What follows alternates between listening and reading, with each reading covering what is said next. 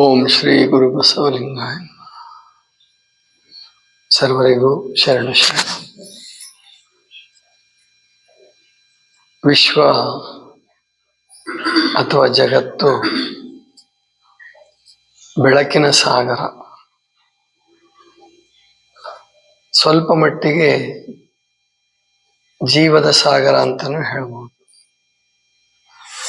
ಆದರೆ ಜೀವಕ್ಕಿಂತ ಹೆಚ್ಚಾಗಿ ಬೆಳಕಿದೆ ಜಗತ್ತಿನಲ್ಲಿ. ಅಂದರೆ ಅನಂತ ಕೋಟಿ ನಕ್ಷತ್ರಗಳು,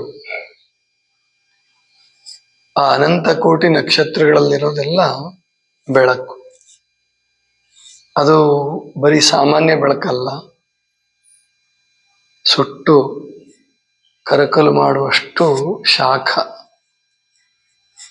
ಈಗ ಸೂರ್ಯನ ಪ್ರಕಾಶ ನಮಗೆ ಹಿತಕರವಾಗಿ, ಆನಂದದಾಯಕವಾಗಿ, ಜೀವ ಪ್ರೇರಕವಾಗಿ ಬರ್ತಾ ಇದೆ, ಕಾಣಿಸ್ತಾ ಇದೆ. ಜೀವಶಕ್ತಿ ಇದೆ ಸೂರ್ಯನ ಬೆಳಕಿನಲ್ಲಿ, ವಿಟಮಿನ್ ಡಿ ಇದೆ. ಅಷ್ಟೇ ಅಲ್ಲ, ಸೂರ್ಯನ ಆ ಶಾಖ ತಂಪಾಗಿ ಲೋಹವಾಗುವಷ್ಟು ಭೂಮಿಯಂತಹ ಅನೇಕ ಗ್ರಹಗಳು ನಿರ್ಮಾಣವಾಗುವಷ್ಟು ಅದರಲ್ಲಿ ಸಂಪನ್ಮೂಲ ಇದೆ. ಆ ಬೆಳಕಲ್ಲಿ ಬರೇ ಅದು ಶಾಖ ಅಲ್ಲ, ಎಲ್ಲವನ್ನೂ ಒಳಗೊಂಡಂತಹ ಶಾಖ. ನಮಗೆ ವಿಜ್ಞಾನ ಮಾಡಿದ ಬಹಳ ದೊಡ್ಡ ಉಪಕಾರ ಏನು ಅಂತಂದ್ರೆ, ಈ ಸೃಷ್ಟಿ ಎಷ್ಟು ಅದ್ಭುತವಾಗಿದೆ ಅಂತ ಗೊತ್ತಾಯ್ತು. ಮೊದಲು ಅಂದ್ರೆ ವಿಜ್ಞಾನ ಪ್ರಗತಿ ಆಗಕ್ ಮುಂಚೆ, ವಿಕಾಸ ಆಗಕ್ ಮುಂಚೆ ಎಲ್ಲವನ್ನೂ ದೇವರು ಸೃಷ್ಟಿಸ್ತಾನೆ. ಅಥವಾ ಮನುಷ್ಯ ಏನ್ ಮಾಡಿದ್ದ ಅಂದ್ರೆ, ದೇವತೆಗಳನ್ನ ಕಲ್ಪಿಸ್ಬಿಟ್ಟು ಆ ದೇವತೆಗಳೇ ಎಲ್ಲವನ್ನೂ ಮಾಡ್ತವೆ ಅಂತ ತಿಳ್ಕೊಂಡಿದ್ದ. ಬ್ರಹ್ಮ, ವಿಷ್ಣು, ಮಹೇಶ್ವರ ತ್ರಿಮೂರ್ತಿಗಳನ್ನ ಭಾರತೀಯರು ಸೃಷ್ಟಿಸಿದ್ರು. ಇನ್ನು ಬೇರೆ ಬೇರೆ ನಾಗರಿಕತೆಗಳಲ್ಲಿಯೂ ಕೂಡ ದೇವತೆಗಳಿದ್ವು. ಅಥವಾ ಯೇಸು, ಮಹಮ್ಮದ್ ಪೈಗಂಬರ್ ಇವರು ದೇವರ ಪರಿಕಲ್ಪನೆಯನ್ನು ಕೊಟ್ಟರು. ಅಂದ್ರೆ ನಿರಾಕಾರ, ಪರಮಾತ್ಮನಿಗೆ ಆಕಾರ ಇಲ್ಲ, ಹೆಣ್ಣಲ್ಲ, ಗಂಡಲ್ಲ. ಉಪನಿಷತ್ಕಾರರು ಅದನ್ನು ಹೇಳಿದ್ರು. ಆದ್ರೆ ಪುರಾಣಗಳ ಕಾಲಕ್ಕೆ ಅದು ದೇವತೆಗಳ ಕಡೆ ತಿರುಗ್ತು. ಯಾಕೆ ಅಂದ್ರೆ ಸಾಮಾನ್ಯ ಜನರಿಗೆ ನಿರಾಕಾರ ಪರಮಾತ್ಮ ಖುಷಿ ಕೊಡ್ತಿರ್ಲಿಲ್ಲ, ಅರ್ಥ ಮಾಡ್ಕೊಳಕ್ಕೂ ಆಗ್ತಿರ್ಲಿಲ್ಲ. ಹಾಗಾಗಿ ದೇವತೆಗಳನ್ನು ಕಲ್ಪಿಸ್ಕೊಂಡು ಆ ದೇವತೆಗಳು ಈ ಸೃಷ್ಟಿಯನ್ನು ಮಾಡಿದಾವೆ ಅಂತ ತಿಳ್ಕೊಂಡಿದ್ರು. ಮತ್ತು ಪಂಚಭೂತಗಳ ಹಿಂದೆಯೂ ಕೂಡ ದೇವತೆಗಳನ್ನ ಕಲ್ಪಿಸಿದ್ರು. ಅಂದ್ರೆ ಭೂಮಿ ಅಂದ್ರೆ ಒಂದು ಹೆಣ್ಣು ದೇವತೆ, ನೀರು ಅಂದ್ರೆ ಗಂಗೆ, ಅದ್ರ ಹಿಂದೆ ಹೆಣ್ಣು ದೇವತೆ, ಅಗ್ನಿ ಅಂದ್ರೆ ಅವನೊಬ್ಬ ದೇವತೆ, ವಾಯುದೇವ.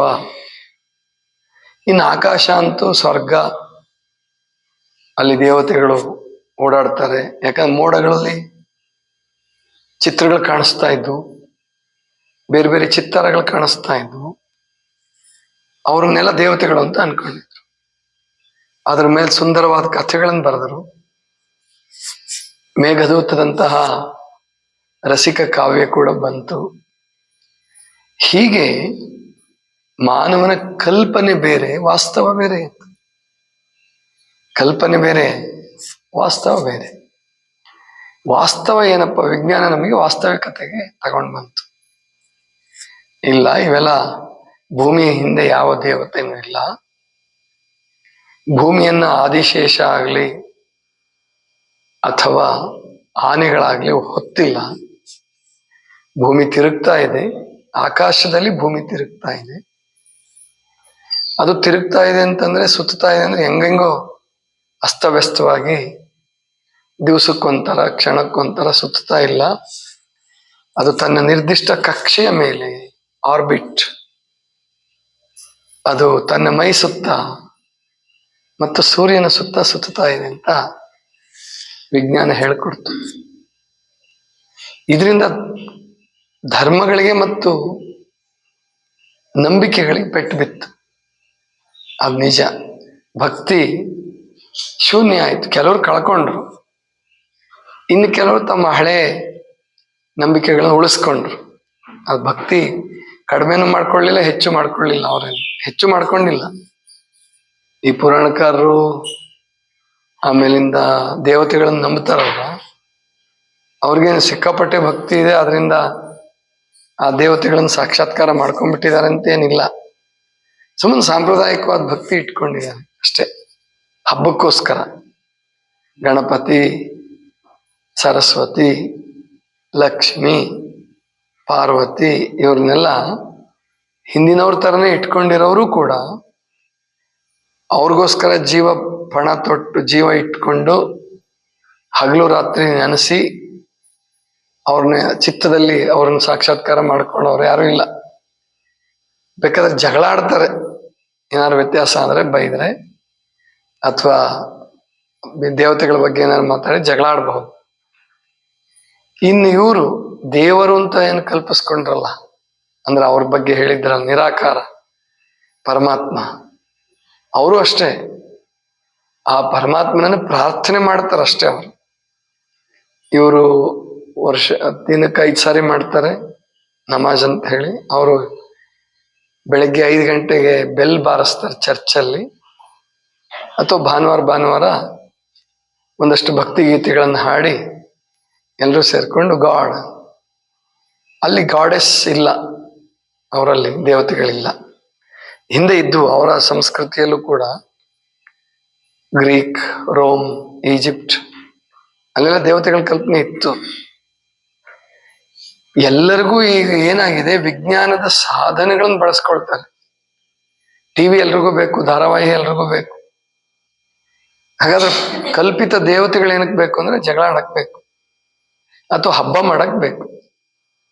ಯಾವ್ದು ತಿಂಗಳಿಗೋ, 15 ದಿವಸಕ್ಕೋ, 3 ತಿಂಗಳಿಗೋ, 6 ತಿಂಗಳಿಗೋ ಹಬ್ಬ ಮಾಡಿ ಒಂದಷ್ಟು ಆ ಹಬ್ಬಗಳ ಹೆಸರಿನಲ್ಲಿ ಮಸ್ತಾಗಿ ನಾಲ್ಗೆ ತೃಪ್ತಿ ಪಡಿಸ್ಕೊಂಡು, ಅವಕ್ಕೆ ಆದಂಥ ಸ್ವೀಟ್ಗಳಿದಾವೆ, ಅವುಗಳನ್ನು ಮಾಡ್ಕೊಂಡು ತಿಂದು, ಅಥವಾ ಮಾಂಸಾಹಾರಿಗಳು ಮಸ್ತಾಗಿ ಹಬ್ಬದ ಹೆಸರಲ್ಲಿ ಮಾಂಸಾಹಾರ ಹೊಡೆದು ಈ ಲೆಕ್ಕಕ್ಕೆ ತಂದ್ಬಿಟ್ಟಿದ್ದಾರೆ. ಆಮೇಲೆ ವಿಜ್ಞಾನಿಗಳಂತೂ ಬಿಡಿ, ಅವರು ದೇವತೆಗಳು ಇಲ್ಲ, ದೇವರು ಇಲ್ಲ, ದೇವರು ನಂಬಲ್ಲ ಅವರು. ಹಾಗಾದ್ರೆ ಏನಿಲ್ಲ, ಏನೋ ನಡೀತಾ ಇದೆ, ನಾವು ಅದನ್ನ ನೋಡಿದೀವಿ, ಇದನ್ನ ನೋಡಿದೀವಿ, ನಕ್ಷತ್ರಗಳನ್ನ ಲೆಕ್ಕ ಹಾಕಕ್ ಪ್ರಯತ್ನ ಪಡ್ತಾ ಇದ್ದೀವಿ, ನಿಮ್ಗೆಲ್ಲ ಮೊಬೈಲ್ ಮಾಡ್ಕೊಡ್ತೀವಲ್ಲ, ಉಪಗ್ರಹ ಬಿಡ್ತೀವಿ, ನೀವು ನಮಗೆ ಟ್ಯಾಕ್ಸ್ ಕೊಡಿ, ದುಡ್ಡು ಕೊಡಿ, ನಾವು ನಿಮಗೆ ಒಳ್ಳೆ ಸೌಲಭ್ಯಗಳು ಕೊಡ್ತೀವಿ, ನೀವೇನು ಮೋಜು ಮಜಾ ಮಸ್ತಿನಲ್ಲಿರಕ್ಕೆ ಏನ್ ಬೇಕಂತ ಒಳ್ಳೆ ಕೈಯಲ್ಲಿ ಇಡೀ ಜಗತ್ನೇ ನಿಮ್ ಕೈ ಕೊಟ್ಬಿಡ್ತೀವಿ, ಅಂಗೈಯಲ್ಲಿ ಸೋಷಿಯಲ್ ಮೀಡಿಯಾ ಕೊಡ್ತೀವಿ, ಎಲ್ಲ ಮಾಡ್ತೀವಿ ಅಂತ ಅವರು ನಿಮ್ಮನ್ನ ಮತ್ತೆ ಭೋಗದ ಕಡೆಗೆ ಎಳಿತಾರೆ. ಇವರು ಭೋಗದ ಕಡೆಗೇನೆ, ದೇವತೆಗಳನ್ನ ನಂಬ್ಕೊಂಡವ್ರುವೆ, ದೇವ್ರನ್ನ ನಂಬ್ಕೊಂಡವ್ರು, ಅವರು ಭೋಗದ ಕಡೆಗೆ. ಹಾಗಾದ್ರೆ ಇನ್ನು ಯೋಗ ಏನಕ್ಕೆ? ಯೋಗ ವೈರಾಗ್ಯ ಅದು ತಲೆಕೆಟ್ಟವ್ರ ಮಾತು. ಅಥವಾ ಈಗೇನೋ ವಿಶ್ವ ಯೋಗ ದಿನ ಅಂತ ತಿಳ್ಕೊಂಡು ಘೋಷಣೆ ಮಾಡಿದ್ದಾರೆ, ಒಳ್ಳೇದಾಗಿದೆ. ಆ ನೆಪದಲ್ಲಿ ಆಸನಗಳನ್ನ ಒಂದಷ್ಟು ಮಾಡ್ತಾರೆ. ಅದು ಕೂಡ ಏನಕ್ಕೆ ಅಂತಂದ್ರೆ ಆರೋಗ್ಯ ಕಾಪಾಡ್ಕೊಳಕ್ಕೆ. ಅಲ್ಲಿ ಧ್ಯಾನ ಮಾಡಿ ನನ್ನನ್ನು ನಾನು ಅರಿಬೇಕು, ನನ್ನನ್ನು ನಾನು ತಿಳ್ಕೊಳ್ಬೇಕು, ವಿಶ್ವದ ಮೂಲ ಏನಿದೆ ಅಂತ ತಿಳ್ಕೊಳ್ಬೇಕು, ಮತ್ತು ವಿಶ್ವದವರೆಲ್ಲರೂ ನನ್ನವರು, ನನ್ನೊಳಗೆ ಎಲ್ಲರೊಳಗೆ ತನ್ನನ್ನು ಕಾಣುವ ವಚನಕಾರರ ಏನು ದೊಡ್ಡ ಆಶಯ ಇತ್ತಲ್ಲ, ಅದು ಇವಾಗ ಯಾರಿಗೂ ಬೇಕಾಗಿಲ್ಲ. ಅದು ಭಾಷಣಕ್ಕೆ ಬೇಕು, ನಮ್ಮಂದವ್ರಿಗೆ ಭಾಷಣಕ್ಕೆ ಬಳಸ್ಕೊಂತ ಇದ್ವಿ ಅದನ್ನು. ಆದರೆ ನಿಜವಾಗಿ ಸಾಧನೆ ಮಾಡಬೇಕಾದ್ರೆ ವ್ಯಕ್ತಿತ್ವವನ್ನು ಪರಿವರ್ತನೆ ಮಾಡ್ಕೊಳ್ಳಿ. ವಿಜ್ಞಾನ ತೋರಿಸ್ಕೊಟ್ಟಿದ್ದು ತಪ್ಪಲ್ಲ, ಒಳ್ಳೇದೇ, ಮತ್ತು ಅದನ್ನು ಯಾರೂ ತಡೆಯಕ್ಕಾಗಲ್ಲ. ವಿಜ್ಞಾನದ ಕ್ರಾಂತಿ ಇಷ್ಟೆಲ್ಲ ಬಂದು ಚೆನ್ನಾಗಿಲ್ಲ, ಎಲ್ಲ ಭೋಗಿಗಳಾಗೋಗ್ಬಿಟ್ರು, ನಾಸ್ತಿಕರಾಗೋಗ್ಬಿಟ್ರು ಅಂತ ಯಾರೇನೇ ಅನ್ಕೊಂಡ್ರು ಕೂಡ ಅದನ್ನು ಯಾರ ಕೈಲೂ ತಡೆಯಕ್ಕಾಗಲ್ಲ. ವಿಜ್ಞಾನದ ಪ್ರವಾಹ, ಒಂದ್ಸಾರಿ ದೈವಿ ಪ್ರವಾಹ ಬಂತು. ಶರಣರು ಬಂದರು, ಸಂತರು ಬಂದರು, ಆಮೇಲಿಂದ ಉಪನಿಷತ್ಕಾರರು ಬಂದರು. ಅದಕ್ಕಿಂತ ಮುಂಚೆ ಅಲ್ಲಲ್ಲಿ ಬೌದ್ಧರು, ಜೈನರು, ಧರ್ಮಗಳು ಹುಟ್ಟಿದವಂತೆ. 300 ಧರ್ಮಗಳು ಈ ಭೂಮಿಯ ಇತಿಹಾಸದಲ್ಲಿ 300ಕ್ಕಿಂತ ಹೆಚ್ಚು ಧರ್ಮಗಳು ಹುಟ್ಟಿ ಎಳೆದೋಗಿದ್ದಾವೆ ಅಂತ ಹೇಳ್ತಾರೆ ಕೆಲವು ತತ್ವಜ್ಞಾನಿಗಳು. ಆ ಥರ ಪ್ರವಾಹಗಳು ಬರ್ತಿರ್ತದೆ. ಈಗ ಸುಮಾರು ಒಂದು 300, 400, 500 ವರ್ಷಗಳಿಂದ ವಿಜ್ಞಾನದ ಪ್ರವಾಹ ಬರ್ತಾ ಇದೆ, ಬಹಳ ಜೋರಾಗಿ ಬರ್ತಾ ಇದೆ. ಆ ವಿಜ್ಞಾನದ ಜೊತೆಗೆ ನೈತಿಕತೆ ಸೇರ್ಕೋಬೇಕು, ಮಾನವೀಯತೆ ಸೇರ್ಕೋಬೇಕು. ನೈತಿಕತೆ, ಮಾನವೀಯತೆ ಸೇರ್ಕೊಂಡ್ರೆ ಮಾತ್ರ ವಿಜ್ಞಾನಕ್ಕೆ ಬೆಲೆ ಇದೆ, ವಿಜ್ಞಾನ ಬದುಕತ್ತೆ. ಇಲ್ಲ ಅಂದ್ರೆ ವಿಜ್ಞಾನ ತನ್ನ ನಾಶವನ್ನ ತಾನೇ, ಅಂದ್ರೆ ಭಸ್ಮಾಸುರನ ರೀತಿಯಲ್ಲಿ ಆಗ್ಬಿಡುತ್ತೆ. ಈಗ ಭಯೋತ್ಪಾದಕರು ವಿಜ್ಞಾನದ ಸಾಧನಗಳನ್ನು ಬಳಸ್ಕೊಂಡು ದೇವರನ್ನ ಪ್ರಚಾರ ಮಾಡ್ತೀವಿ, ನಾವು ದೇವ್ರ ಬಗ್ಗೆ ಏಕದೇವ ಉಪಾಸನೆ ಕಲಿಸ್ತೀವಿ ಅಂತ ಹೋಗ್ತಿದಾರಲ್ಲ, ಅದು ಸರಿಯಾದ ಕ್ರಮ ಅಲ್ಲ. ಅವ್ರಿಗೂ ದೇವ್ರು ಗೊತ್ತಿಲ್ಲ. ದೇವರು ಅಲ್ಲ ಅಂತ ಹೆಸರು ಹೇಳಿ, ಗಾಡ್ ಅಂತ ಹೇಳಿ. ಯಾಕಂದ್ರೆ ಒಬ್ಬ ರಿಚರ್ಡ್ ಹೆಡ್ಲಿ, ಡೇವಿಡ್ ಹೆಡ್ಲಿ ಅಂತ ಹೇಳಿ, ಅವನು ಒಬ್ಬ ಭಯೋತ್ಪಾದಕನಾದ. ಅವನು ಇಸ್ಲಾಂ ಪಾಕಿಸ್ತಾನಕ್ಕೆ ಬಂದು ಟ್ರೈನಿಂಗ್ ತಗೊಂಡು ಅವನು ಭಯೋತ್ಪಾದಕನಾದ. ಮುಂಬೈ ದಾಳಿಯಲ್ಲಿ ಅವನದು ಸಂಚಿತ್ತು. ಅವನು ಮುಂಬೈಗೆ ಬಂದೆಲ್ಲ ನೋಡ್ಕೊಂಡು ಹೋಗಿ ಚಿತ್ರಣ ಕೊಟ್ಟಿದ್ದ ಅವ್ರಿಗೆ. ಅವನು ಸಿಕ್ಕಿಲ್ಲ ಅಂತ ಕಾಣುತ್ತೆ. ಆಮೇಲೆ ಇಲ್ಲ ಅಮೆರಿಕದಲ್ಲೋ ಎಲ್ಲ ಇದಾನ. ಅದೇ ಭಯೋತ್ಪಾದಕರು ಅವ್ರದ್ದು ಗುರಿ ಏನು ಅಂದ್ರೆ ದೇವರೊಬ್ಬ. ಅದು ದೇವರೊಬ್ಬ ಅಂದ್ರೆ ಅಲ್ಲ ಒಬ್ಬ ಅಷ್ಟೇ ಅವ್ರ ಪ್ರಕಾರ. ಅಲ್ಲ ಮತ್ತು ಗಾಡ್ ಒಂದೇ ಅಲ್ಲ ಅವ್ರ ದೃಷ್ಟಿನಲ್ಲಿ. ಗಾಡ್ ಬೇರೆ, ಅಲ್ಲ ಬೇರೆ. ಅಲ್ಲ ಒಬ್ಬನೇ. ಇದು ಸರಿಯಾದ ಕ್ರಮ ಅಲ್ಲ. ಅಲ್ಲಿ ದೇವರು ಅಂತಂದ್ರೆ ನಿರಾಕಾರ ಅಂತಂದ್ರೆ ಇಡೀ ಸಮಸ್ತ ಸೃಷ್ಟಿಗೆ ಒಡೆಯ ಅಂತಂದಾಗ ಹೆಣ್ಣಲ್ಲದ ಗಂಡಲ್ಲದ ಆ ಅದ್ಭುತ ಶಕ್ತಿ, ಮಹಾನ್ ಶಕ್ತಿ ಇದೆ. ಅದನ್ನು ಯಾರು ಅಲ್ಲಗಳಿಯಕ್ಕಾಗಲ್ಲ. ವಿಜ್ಞಾನಿಗಳು ಕೂಡ ಅಲ್ಲಗಳಿತಾ ಇಲ್ಲ, ಶಕ್ತಿಯನ್ನು ಅಲ್ಲಗಳಿತಾ ಇಲ್ಲ. ಆ ಶಕ್ತಿಯ ಹಿಂದೆ ದೇವರಿದ್ದಾನೆ. ಆ ದೇವರು ನಮಗೆ ಒಳ್ಳೇದು ಕೆಟ್ಟದ್ದು ಮಾಡ್ತಾನೆ ಅನ್ನೋದನ್ನು ವಿಜ್ಞಾನ ಒಪ್ತಾ ಇಲ್ಲ. ನಾವು ಕೂಡ ನಿಜವಾದ ಆಧ್ಯಾತ್ಮ ಜೀವಿಗಳು ಕೂಡ ಪರಮಾತ್ಮ ಒಳ್ಳೇದು ಮಾಡ್ತಾನೆ, ಕೆಟ್ಟದ್ದು ಮಾಡ್ತಾನೆ. ನಾವು ಸಹಸ್ರನಾಮ ಹೇಳ್ಬಿಟ್ರೆ ಅವನು ಹೊಗಳಕ್ಕ, ನನ್ನ ದಾಸ ಸಾಹಿತ್ಯದಲ್ಲಿ ಬರ್ತದೆ, ಹೊಗಳುವರ ಪ್ರಿಯ. ಅವನು ನಾಮದ ಜಪ ಮಾಡಿಬಿಟ್ರೆ ಅವನು ಕಾಪಾಡ್ಬಿಡ್ತಾನೆ. ಆವಾಗ ಅವರನ್ನ ಆ ನಾಮಕ್ಕಾಯ್ತು, ಇವರನ್ನ ಈ ನಾಮಕ್ಕಾಯ್ತು ಅಂತ ಪುರಂದರದಾಸರೆಲ್ಲ ಬರೆದಿದ್ದಾರೆ. ಆಗಿನ ಕಾಲಕ್ಕೆ ಅಂದ್ರ ಅವರ ಮಟ್ಟಕ್ಕೆ ಹೇಳಿದ್ದಾರೆ. ಆದ್ರೆ ವಾಸ್ತವಿಕವಾಗಿ ದೇವರು ಅನ್ನುವಂತ ಮಹಾನ್ ಶಕ್ತಿ ಏನಿದೆಯಲ್ಲ, ಅದು ರಿಲೇಟಿವಿಟಿ, ಸಾಪೇಕ್ಷ ಅಲ್ಲ. ಅದು ಥಿಯರಿ ಆಫ್ ರಿಲೇಟಿವಿಟಿಗೆ ಬರಲ್ಲ ಪರಮಾತ್ಮ. ಅವನು ಎಲ್ಲವನ್ನೂ ಮೀರಿದ ಶಕ್ತಿ. ಅವನು ಅನ್ನೋದು ತಪ್ಪೇ ಹಾಗೆ ನೋಡ್ತಾ ಇದ್ರೆ. ಅದು ಅವನು ಅಲ್ಲ, ಅದು ಅವಳು ಅಲ್ಲ. ಆ ಪರಮಾತ್ಮ ಶಕ್ತಿ, ಪರಾತ್ಪರ ಶಕ್ತಿ ಇಲ್ಲ ಅಂತಾನೂ ಅಲ್ಲ, ನಿಮ್ಮ ಹೃದಯದಲ್ಲೇ ಇದೆ ಅಂತ ಹೇಳ್ಕೊಟ್ಟಿದ್ದಾರೆ ಉಪನಿಷತ್ತು, ಭಗವದ್ಗೀತೆ, ವಚನಕಾರರು ಎಲ್ಲರೂ ಕೊನೆಗೆ ಹೇಳೋದೇನಂದ್ರೆ ಆ ಶಕ್ತಿ ನಿಮ್ಮ ಹೃದಯದಲ್ಲೇ ಇದೆ, ಪ್ರತಿಯೊಬ್ಬರ ಹೃದಯದಲ್ಲಿ ಇದೆ. ನಮ್ಮ ಭಾರತೀಯ ಸಂಸ್ಕೃತಿ ಹೇಳೋದು. ಅವರು ಕ್ರಿಶ್ಚಿಯನ್ರಾಗ್ಲಿ ಮುಸಲ್ಮಾನರಾಗ್ಲಿ ನಿಮ್ಮೆಲ್ಲರ ಹೃದಯದಲ್ಲಿ ಪರಮಾತ್ಮ ಇದ್ದಾನೆ ಅಂತ ಹೇಳಲ್ಲ. Kingdom of god is in your heart ಅಂತ ಹೇಳಿ ಮುಂದಿನವರು ನ್ಯೂ ಟೆಸ್ಟಮೆಂಟ್ ಅಲ್ಲಿ ಸೇರಿಸಿರ್ಬೋದು, ಹೊಸ ಒಡಂಬಡಿಕೆಯಲ್ಲಿ ಸೇರಿಸಿರ್ಬೋದು. ಅದಕ್ಕೆ ಇತರೆ ಸಂಸ್ಕೃತಿಗಳ ಪ್ರಭಾವ. ಆದ್ರೆ ಯೇಸುವಿನ ಉಪದೇಶದಲ್ಲಿ ಇದೆಯಾ ಗೊತ್ತಿಲ್ಲ, ಓಲ್ಡ್ ಟೆಸ್ಟಮೆಂಟ್ ಅಲ್ಲಿ ಇದೆಯಾ ಗೊತ್ತಿಲ್ಲ. ಆದ್ರಿಂದ ಪರಮಾತ್ಮ ಮತ್ತು ಜಗತ್ತು, ಜೀವ, ನಮ್ಮ ಶರಣರು ಹೇಳುವ ಪ್ರಕಾರ ಒಂದನ್ನ ಬಿಟ್ಟು ಒಂದು ಇಲ್ಲ. ಮತ್ತು ವಿಜ್ಞಾನ ಪ್ರಕಾರ ಕೂಡ ಏನ ಆ ಮಹಾನ್ ಶಕ್ತಿ ಇದೆಯಲ್ಲ, ಅದು ಹೆಣ್ಣಲ್ಲದ ಗಂಡಲ್ಲದ ಶಕ್ತಿ ಇದೆಯಲ್ಲ, ನಡುವೆ ಸುಳಿಯುವ ಆತ್ಮ ಹೆಣ್ಣು ಅಲ್ಲ ಗಂಡು ಅಲ್ಲ ಅಂತ ಅವತ್ತೇ ಹೇಳ್ಬಿಟ್ಟಿದ್ರು. ಇನ್ನು ಆತ್ಮನೇ ಹೆಣ್ಣಲ್ಲ ಗಂಡಲ್ಲ ಅಂದಮೇಲೆ ಪರಮ ಆತ್ಮ ಈ ದೇಹವನ್ನು ನಡೆಸುವುದು ಜೀವಾತ್ಮ ಆದ್ರೆ ಈ ಜಗತ್ತನ್ನು ನಡೆಸುವುದು ಪರಮಾತ್ಮ. ಅದರ ನಿಯಮಗಳು ಅನಂತವಾಗಿದೆ. ಅದೇನು ಅಂದ್ರೆ ಅದು ಜಡ ಅಲ್ಲ. ಅದು ವಿಜ್ಞಾನ ಜಡ ಅಂತ ಹೇಳ್ತಾ ಇದೆ, ಅದಿನ್ನು ಚೈತನ್ಯ ಅಂತ ಒಪ್ಕೊಳಕ್ ತಯಾರಿಲ್ಲ. ಅದು ಮಟೀರಿಯಲ್ ಎನರ್ಜಿ, ಇನ್ನು ಸ್ಪಿರಿಚುವಲ್ ಎನರ್ಜಿ ಅದಕ್ಕೆ ಗೊತ್ತಾಗಿಲ್ಲ ವಿಜ್ಞಾನಕ್ಕೆ. ಯಾಕಂದ್ರೆ ವಿಜ್ಞಾನಕ್ಕೆ ಗೊತ್ತಾಗೋ ಸಾಧ್ಯತೆನೂ ಇಲ್ಲ. ಅವ್ರು ರೋಬೋಟ್ ಕಂಡು ಹಿಡ್ಕೋಬಹುದು, ಇನ್ನು ಬೇಕಾದ್ರೆ ಸೂರ್ಯನ ದಾಟಿ ಇನ್ಯಾವುದೋ ನಕ್ಷತ್ರ ಲೋಕಕ್ಕೆ ಹೋಗೋದನ್ನು ಮುಂದೆ ಅಭ್ಯಾಸ ಮಾಡ್ಕೋಬೋದನ್ನು ಗೊತ್ತಿಲ್ಲ. ಇನ್ನೊಂದು 100 ವರ್ಷಕ್ಕೋ 200 ವರ್ಷಕ್ಕೋ ಅಂತ ಯಂತ್ರಗಳನ್ನು ಕಂಡುಹಿಡ್ಕೋಬೋದೇನೋ. ಆದ್ರೆ ಪರಮಾತ್ಮನನ್ನು ಮಾತ್ರ ಅವರು ಆ ವಿಜ್ಞಾನದ ಸಾಧನಗಳಿಂದ ಅರಿಲಿಕ್ಕೆ ಸಾಧ್ಯ ಇಲ್ಲ. ಅದಕ್ಕೆ ಧ್ಯಾನವೇ ಬೇಕು, ಅದಕ್ಕೆ ಅಂತರ್ಮುಖತ್ವನೇ ಬೇಕು, ಹೃದಯದಲ್ಲೇ ಅರಿಬೇಕು. ಹೃದಯದಲ್ಲಿ ಅರಿತಿದ್ದನ್ನ ಸಮಸ್ತ ಸೃಷ್ಟಿಯಲ್ಲಿ ಕಾಣಬಹುದು, ಕಾಣ್ತಾನ.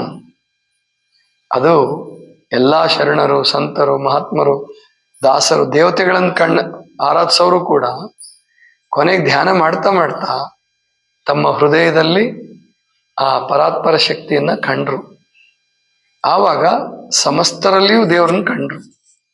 ಆದ್ರಿಂದ ಭಾರತೀಯ ಸಂಸ್ಕೃತಿಯಲ್ಲಿ ಮೂಲ ಇನ್ನೊಬ್ಬರನ್ನ ಕೊಂದು ನನ್ನ ತತ್ವ ಪ್ರಚಾರ ಮಾಡಬೇಕು ಅನ್ನೋದು ಬರಲಿಲ್ಲ.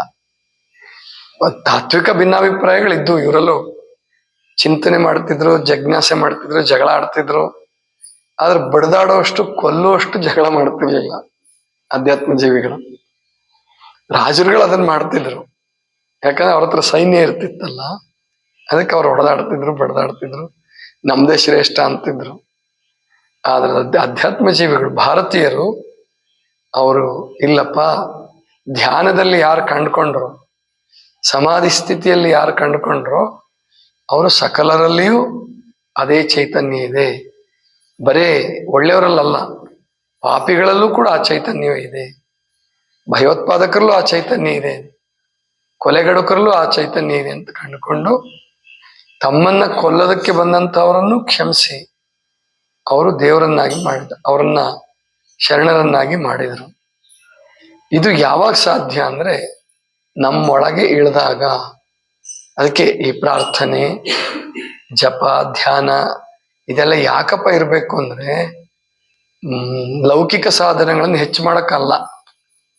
ನಮ್ಗೆ ಅದನ್ನ ಕೊಡು, ಇದನ್ನ ಕೊಡು, ನಮ್ಮ ಮನೆ ಮೇಲೆ ಮನೆ ಕಟ್ಟಿ ಅದಕ್ಕೆಲ್ಲ ಅನುಕೂಲ ಆಗಂಗೆ ಮಾಡ್ಕೊಡು, ಅಥವಾ ನಮ್ಮ ಕೋರ್ಟಲ್ಲಿರೋ ಕೇಸೆಲ್ಲ ಗೆದ್ಕೊಂಬಂದ್ಬಿಡ್ಲಿ, ನನ್ನ ಪರವಾಗಿ ಆಗ್ಬಿಡ್ಲಿ ದೇವ್ರಲ್ಲಿ ಪ್ರಾರ್ಥನೆ ಮಾಡುತ್ತಾರೆ. ಅದಕ್ಕೂ ದುಡ್ಡು ಕಳಿಸ್ತಾರೆ, ಧರ್ಮಸ್ಥಳಕ್ಕೆ ಇಬ್ರು ಕಳಿಸ್ತಾರೆ. ಕೋರ್ಟಿಗೆ ಕೇಸ್ ಹಾಕಿರ್ತಾರಲ್ಲ, ಇಬ್ರು ಧರ್ಮಸ್ಥಳಕ್ಕೆ ಕಳಿಸ್ತಾರಂತೆ. ಹೆಗ್ಡೆಯವ್ರು ಹೇಳ್ತಿರ್ತಾರ, ಸಾವಿರಾರು ಜನ ಕಳಿಸ್ತಾರೆ, ನಮ್ ಕೇಸ್ ನಮ್ಮಂತೆ ಆಗ್ಲಿ. ಅದಕ್ಕೂ ದೇವ್ರಿಗೂ ಸಂಬಂಧವೇ ಇಲ್ಲ, ದೇವ್ರಿಗೂ ಅದಕ್ಕೂ ಸಂಬಂಧ ಇಲ್ಲ. ನಿಮ್ಮ ಹೃದಯದಲ್ಲಿರುವ ಆ ಬೀಜರೂಪದ ಶಕ್ತಿಯನ್ನ ಅಥವಾ ಬೀಜರೂಪದ ಪ್ರೇಮವನ್ನ, ಬೀಜರೂಪದ ಭಕ್ತಿಯನ್ನ ಗಿಡವಾಗಿ ವೃಕ್ಷವಾಗಿ ಮಾಡಿಕೊಳ್ಳಿ. ಆ ಶಕ್ತಿ ಪ್ರತಿಯೊಬ್ಬರಿಗೂ ಇದೆ. ಅದಕ್ಕೆ ಬೆಳಗಿನ ಪ್ರಾರ್ಥನೆ, ಯೋಗ, ಜಪ, ತಪ ಜೊತೆಗೆ ವಿಶ್ವಪ್ರೇಮ, ಕರುಣೆ, ಶಾಂತಿ, ದಯೆ ಇವೆಲ್ಲವೂ ಆ ಶಕ್ತಿಯನ್ನ ಜಾಗೃತ ಮಾಡ್ಕೊಳ್ಳೋದಕ್ಕಾಗಿ ಇರೋದು. ಮತ್ತೀಗೇನು ಆಟಗಳು ಇದಾವಲ್ಲ, ಕ್ರೀಡೆ ಕೂಡ ಆ ಪರಮಾತ್ಮನ ಶಕ್ತಿಯನ್ನ ಜಾಗೃತಿ ಮಾಡ್ಕೊಳ್ಳೋವಂಥದ್ದೇ. ನಿನ್ನೆ ನೀವೆಲ್ಲ IPL ಪಂದ್ಯ ನೋಡಿರ್ಬೇಕು. ಕಪ್ ಗೆದ್ದಾಗ ವಿರಾಟ್ ಕೊಹ್ಲಿ ಕಣ್ಣಲ್ಲಿ ನೀರು ಬಂದಿದೆ. ಅಂದ್ರೆ ಅಲ್ಲಿ ಅವನೊಬ್ಬ ವಿರಾಟ್ ಕೊಹ್ಲಿ ಏನಾದ್ರು ಅವನ ಪರಮಾತ್ಮನ ಬಗ್ಗೆ ಅಥವಾ ದೇಶದ ಬಗ್ಗೆ ಪ್ರೀತಿ ಇಲ್ಲದೆ ಹೋಗಿದ್ರೆ ಆ ಕಣ್ಣಲ್ಲಿ ನೀರು ಬರ್ತಿರ್ಲಿಲ್ಲ. ಅದು ನಾನು ಆಡ್ತಾ ಇರೋ ತಂಡದ ಪರವಾಗಿರ್ಬೋದು ಅಥವಾ ನನ್ನ ಸಾಧನೆಗಿರ್ಬೋದು, ಅದೇನ್ ಕಪ್ ಬಂತಲ್ಲ, ಜಯ ಸಿಕ್ತಲ್ಲ, ಆ ಕಣ್ಣಲ್ಲಿ ನೀರು ಬರ್ಬೇಕಾದ್ರೆ, ಅದು ಆನಂದ ಬಾಷ್ಪ ಬರ್ಬೇಕಾದ್ರೆ ಹೃದಯ ಅರಳಿರ್ಬೇಕು. ಯಾವ್ದಾದ್ರು ಭಯೋತ್ಪಾದಕನಿಗೆ ಒಂದು 100 ಜನ ಕೊಂದಾಕ್ಬಿಟ್ಟೆ, 1000 ಜನ ಬಾಂಬಲ್ಲಿ ಉಡಾಯಿಸ್ಬಿಟ್ಟೆ, ಅವನ ಕಣ್ಣಲ್ಲಿ ಆನಂದ ಬಾಷ್ಪ ಬರುತ್ತಾ? ಬರಲ್ಲ. ಇನ್ನೂ 1000 ಜನ ಕೊಲ್ಬೇಕು ಅಂತ ಬರ್ತದೆ. ಅದಕ್ಕೆ ಯಾವುದೇ ಇರಲಿ, ಅದು ಆಟ ಇರಲಿ, ಎಲ್ಲಿ ಪ್ರೇಮವನ್ನು ಹೆಚ್ಚು ಮಾಡುತ್ತೋ, ಎಲ್ಲಿ ಭಕ್ತಿಯನ್ನು ಹೆಚ್ಚು ಮಾಡಿ ಸಕಲರಲ್ಲೂ ಪ್ರೀತಿಯನ್ನ ಬೆಳೆಸುತ್ತೋ, ಅದೇ ದೈವತ್ವ. ಅದೇ ದೈವತ್ವ. ಅದಕ್ಕೆ ಏನು ಹೆಸರು ಹೇಳ್ತೀರೋ ಹೇಳಿ. ಈ ಕ್ರಿಕೆಟಲ್ಲೂ ಕೂಡ ದೈವತ್ವ ಜಾಗೃತಿ ಮಾಡುವ ಶಕ್ತಿ ಇದೆ ಅಂದ್ರೆ, ಅದರಲ್ಲಿ ಪ್ರೇಮ, ವಿಶ್ವ ಪ್ರೇಮವನ್ನು ಬೆಳೆಸೋ ಶಕ್ತಿ ಇದೆ ಅಂದ್ರೆ ಕ್ರಿಕೆಟ್ ಕೆಟ್ಟದ್ದಲ್ಲ. ಅದು ದ್ವೇಷವನ್ನು ಉಂಟು ಮಾಡಲಿಲ್ಲ, ಪ್ರೇಮವನ್ನು ಹೆಚ್ಚು ಮಾಡಬೇಕು. ಇದೇ ನಿಜವಾದ ಭಕ್ತಿಯ ಅಂತಿಮ ಗುರಿ. ಅದು ಏನಾದರೂ ಮತಾಂಧತೆಯನ್ನು ಬೆಳೆಸಿದ್ರೆ, ಆ ದೇವ್ರ ಹೆಸರಲ್ಲೇ ಬೆಳೆಸಲಿ, ದೇವತೆ ಹೆಸರಲ್ಲೇ ಬೆಳೆಸಲಿ, ಕೊಲೆ ಮಾಡುವಷ್ಟು ದ್ವೇಷವನ್ನು ಬೆಳೆಸ್ತಂದ್ರೆ ಅದರಿಂದ ಅದು ಶೈತಾನಂದ ಅಂತ ತಿಳ್ಕೊಂಬಿಡಿ. ಅದೇ ಮಾಯಿ, ಅದೇ ಗದ್ದಲ. ಪರಸ್ಪರರಲ್ಲಿ ಪ್ರೀತಿ ಬೆಳೆಸ್ತು, ಭಕ್ತಿ ಬೆಳೆಸ್ತು, ವಿಶ್ವಪ್ರೇಮವನ್ನು ಬೆಳೆಸ್ತು, ಅದೇ ದೈವತ್ವ, ಅದೇ ದೇವರು. ಇದಿಷ್ಟು ಇವತ್ತಿನ ಚಿಂತನ. ಸರ್ವರಿಗೂ ಶರಣು.